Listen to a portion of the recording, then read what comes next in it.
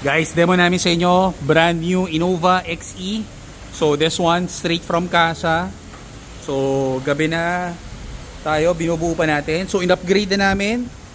Low beam, yan o, sobrang lakas. Low beam, vision, high beam, park light, projector fog light ng XE. So hindi pa natin nasisindihan, we're still wiring it. Supersonic na busina. Yan, yung mga may XE. Ito yung guwapong setup. Ito yung talagang bumili lang kayo ng XE, wag na kayo bumili ng E. Gastusan nyo ng konti, mas maganda pa sa E. Malaki matitipid nyo, kaya namin paggandahin yung mga XE nyo. So ito, hood shocks, hood lining, sequential lights. Tignan mo yung side view. XE ito XE lang ito pero napakagwapo. Yan, brand new. Fender flarings, kinakabitan pa namin ng mudguard, step board. So bili na lang kayo ng XE. Budgetan nyo, malaki difference, mga 200,000 yata difference sa XE.